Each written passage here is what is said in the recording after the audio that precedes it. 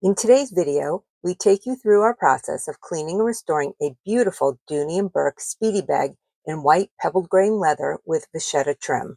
This bag is about 10 years old. She was in excellent condition. Whoever had her took really good care of her. She just needed her interior cleaned, she had a few stains, and an exterior cleaning and conditioning to give her a nice refresh. Today we're sharing exactly what we did to bring her back to life. We'll have everything we used in the process linked in the description box below. Welcome to the Velvet Muzzle, where we specialize in giving pre-loved and vintage luxury bags a second chance.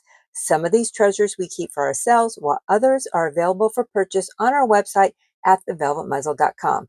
Be sure to like and subscribe so you know when we share a new pre-loved restoration. Enjoy.